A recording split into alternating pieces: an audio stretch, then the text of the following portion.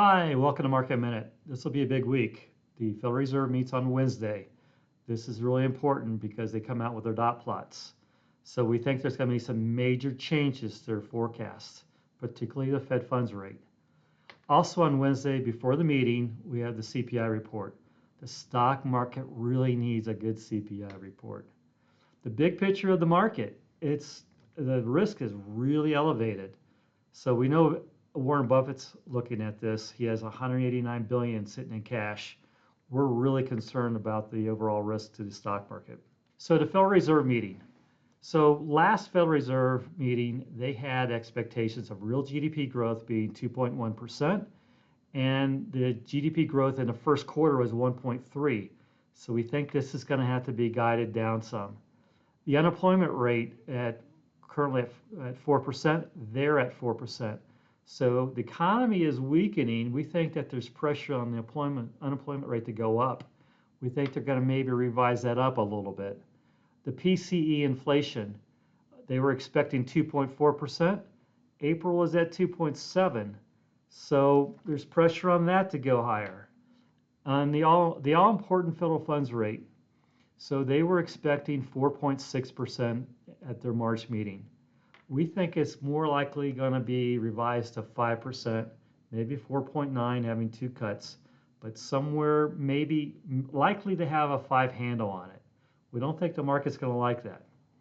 And then lastly, this is not part of the report, but this is just the overall thought process behind this, is that we're seeing labor expenses running at 4%.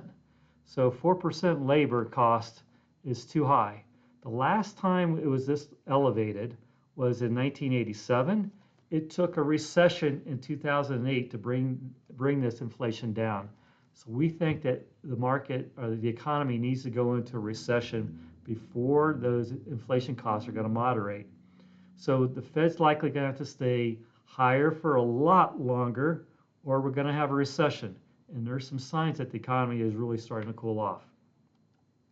The CPI report on Wednesday, the actual report itself is expected to come in at 0.3, at 0.1, and the core rate at 0.3, which will get the year-over-year rate at around 3.2%. So we think that's still too high. It's not going to help matters enough for the Federal Reserve to cut rates. The big picture of the stock market. So this is concerning. We've got PE multiples on this year's earnings for the S&P 500 at roughly 22 times. In 2000, the forward PE multiple of the market was 24 times. So looking at the market currently on an earnings yield basis, so it's roughly 4.5%, 4.5% on an earnings yield basis versus 4.5% on the 10-year Treasury. So if the 10-year Treasury goes up, you're going to have a negative yield on the stock market versus the bond market. That's really dangerous. So generally speaking, if you look at history, you want at least a 1% risk premium to the markets, which means the yield on the S&P 500 would have to go to 5.5%. To go to 5.5%, you have to bring the market down quite a bit, roughly 20% drop in the overall market to get to that 5.5% earnings yield. So what's keeping these valuations high? So it's the constant anticipation by the market, because they're listening to the Fed, the constant anticipation by the market that interest rates are going to drop. And we don't think that's going to happen this year anyway, or not to any great extent this year. Secondly, is there's a story in the market, right? Like in 99, 2000, the story was technology.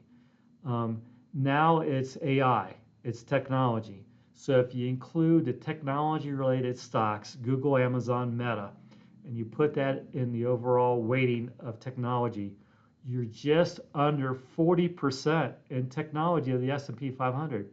That's a scary thought. The broad market index has 40% technology in it. So we think that there's a bubble in the overall market. It's driven by AI. These valuations are too high. Obviously, there's NVIDIA has done incredibly well. number 2 position now in market cap behind Microsoft, surpassed Apple. It's really getting up there in terms of the multiple versus revenues.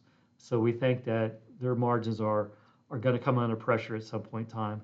But there clearly is a bubble in the overall market driven by technology. So the market reminds us of both 1999 and 1987. In 1999, you had a tech bubble and you had very high valuations. We have somewhat of a similar circumstance currently, not as broad, but similar. In 1987, so the market moved up quite a bit in 1987, 33% from the start of the year until close to the end of the second quarter. Then it went a little bit higher. And it reminds us what's currently happening this year.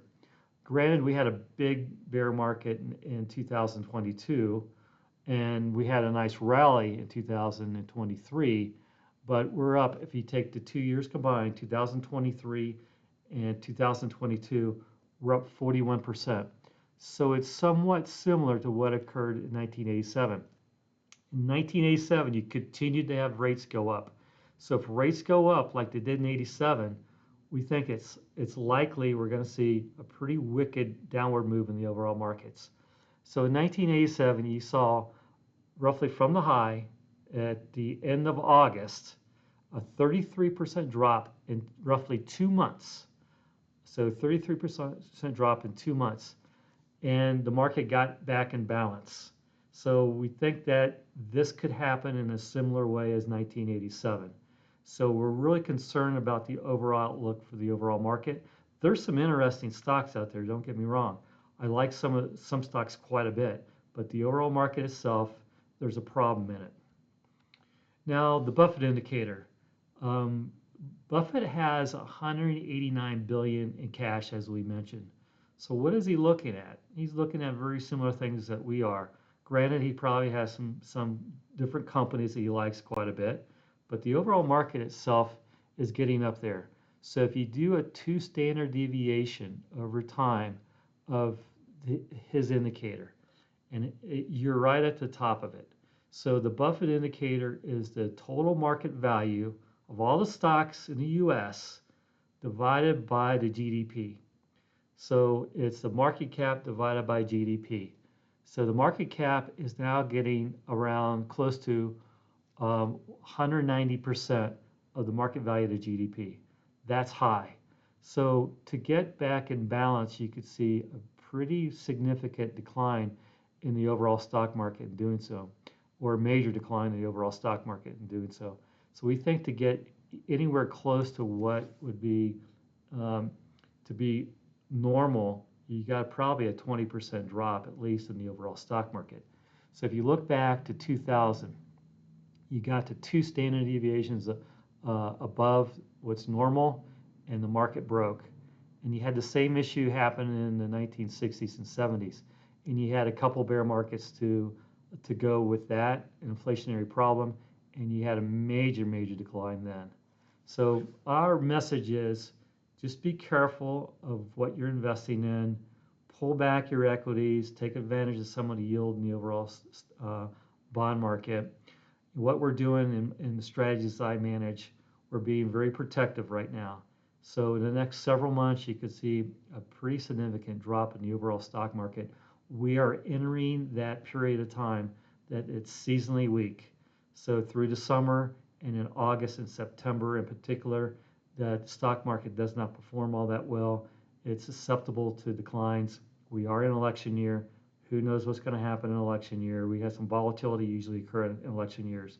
So we're pulling back on our exposure in the overall markets. We're being defensive.